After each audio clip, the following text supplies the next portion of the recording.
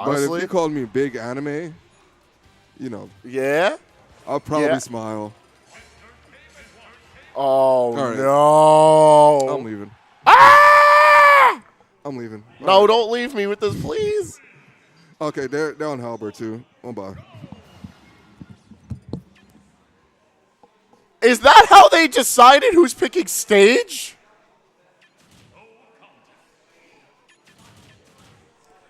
That's the biggest brain option I've ever seen in this venue.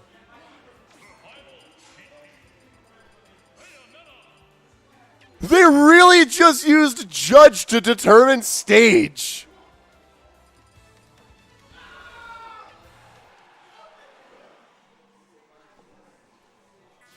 All right, well, with that out of the way, Town and City. StockTaker's going to opt for his Bayonetta, and I feel like that's the best option for him right now.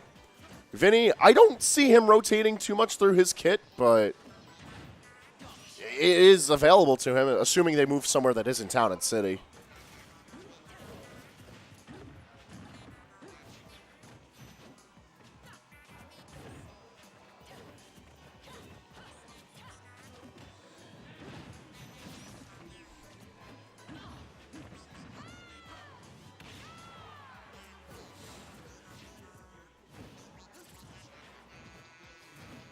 Yeah, man, we out here at the ledge. There's really not much I can say to this matter, just that StockTaker has to be very mindful of how he returns to the stage so that he takes minimal damage.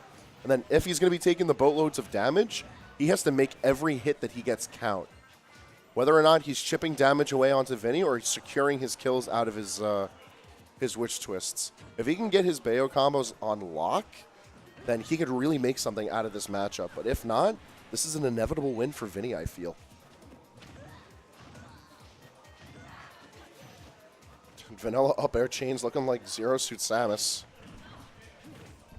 It's not the worst option in the world, but I really feel like StockTaker needs to do what he can to get combos secured. Playing out neutral with Vinnie is a lot more of a challenge, I feel. And that's why. Look at that. If not for solid DI and the percentages just not being high enough, that very well could have killed. But with very little effort, Vinnie's lapped StockTaker in percentage. All right, down throw. It's not going to kill off the platform, but there wasn't really much else that StockTaker could accomplish there. All right, that was cute movement. The B reverse needles. I feel like something that was slowly integrated into Vinnie's kit, but when it was done right. And now Needles at nearly max distance, letting Vinnie control a lot of space. A bit of a wayward Void Grenade. Very real chance that could have killed Vinnie, but he's sitting fine. Big chillin' with game one under his pocket.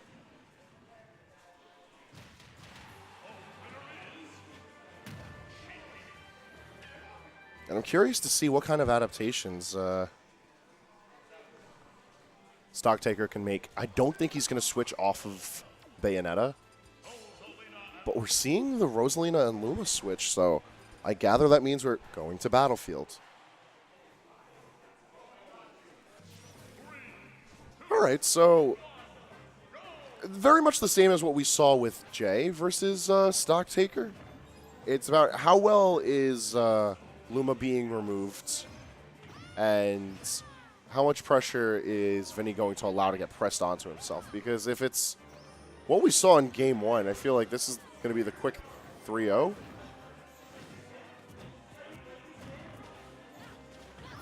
But I refuse to count out StockTaker just yet.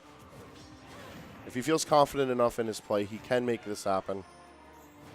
And if not, win the set and reset the bracket, bring it to a Game 5. It's very much within his control. But this set right now is not making it look like that. Game 1 was going handedly into Vinnie's favor. And Game 2, the damage built up onto StockTaker very easily, I feel.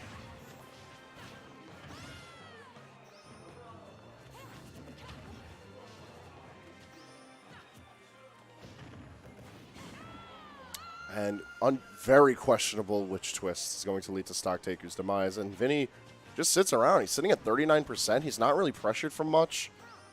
I feel like StockTaker might be a little bit too anxious with the way that he's attempting to hit Vinnie.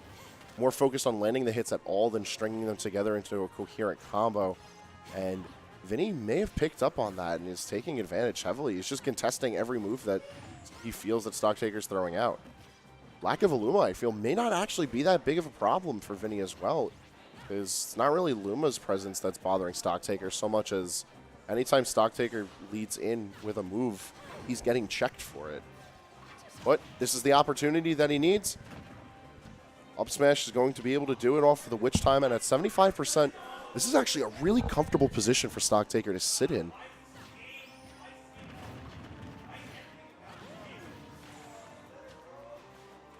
He needs to make good use of this rage and try to take advantage of the fact that Luma saw an early death into this stock.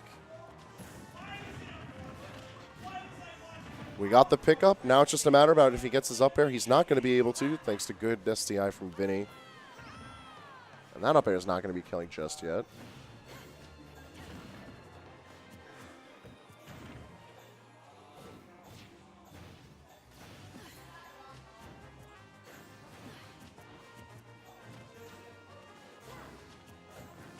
Trying to return, get some distance between the two of them. Witch Twist manages to pop Luma away, but can't go any further on it. Back air is going to be able to kill Luma, and just like that, the percentages set themselves in a good position for StockTaker. He's been very good with keeping reserved in this last chance fight, really. And down tilt's going to miss, and pop-up is going to be enough for Vinnie to take game 2.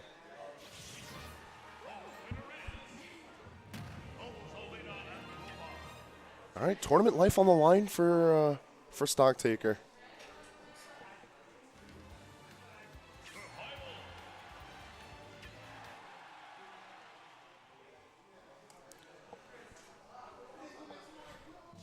Here we are for game 3. We're going to get a reset of the last situation, and it makes all the sense in the world. StockTaker played it out best here on Battlefield. I feel like the stage lent itself well, but also I feel like he's slightly more comfortable in the matchup.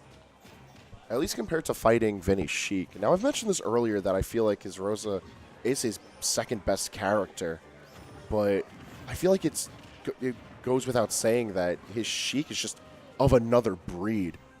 Speaking of, a phenomenal combo from StockTaker. It takes a very violent first stock, rather, from Vinnie. And if StockTaker can manage that and stave away the momentum that Vinnie has garnered, we could have a set on our hands. All right. Witch time established. StockTaker can only do so much out of it. Really good SDI from Vinnie is going to help with keeping him alive, but this is a bit of a screwy off-stage game right now. Lapped in percentage, it's looking like a reversal of what we've seen in the rest of this set.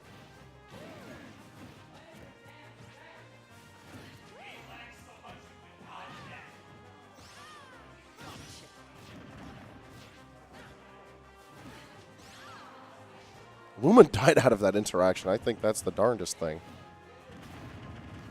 Another Witch Twist just to secure even more damage.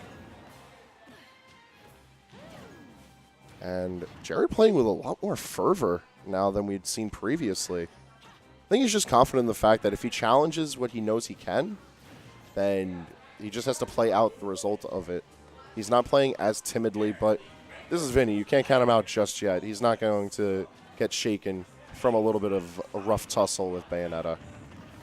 That being said, though, this could be the connecting hits that StockTaker needs. It's going to be enough to put him above 100%.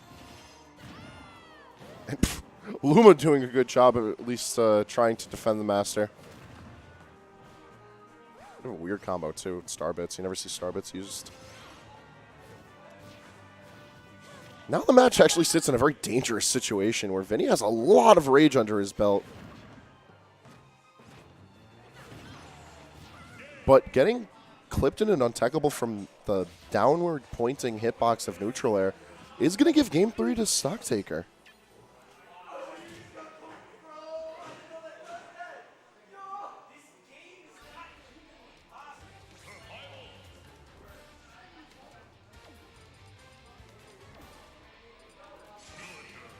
Sheik and Villager come out for game 4, and I feel like that's going to bring us to Smashville if I had to say from these players.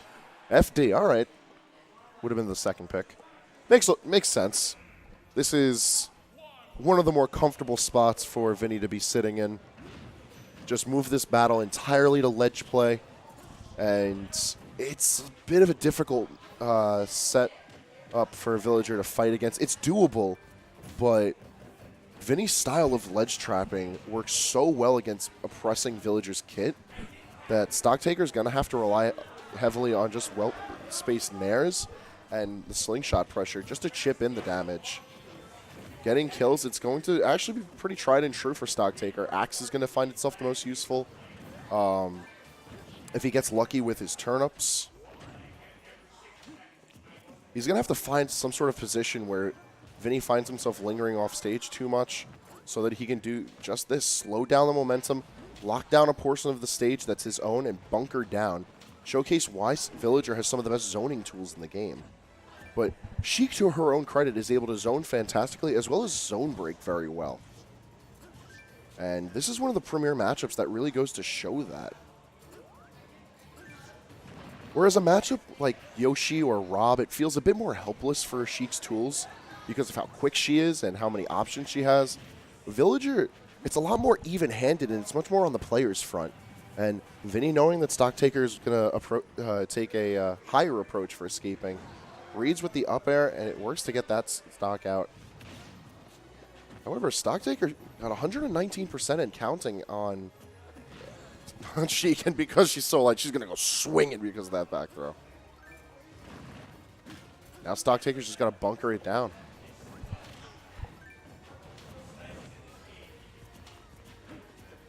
No!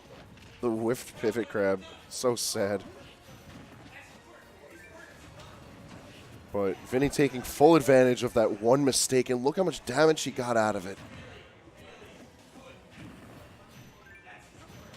She has a lot of really good tools for popping balloons too, so things can get extra screwy off stage if StockTaker's not careful enough.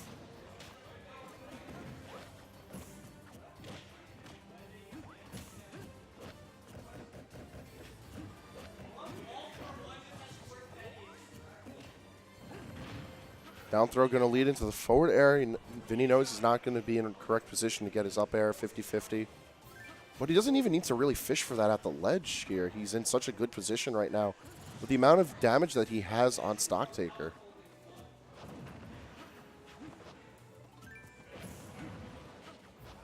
Oh, the air dodge is going to be what catches him out, and just like that, Vinnie is tonight's champion for AON 99.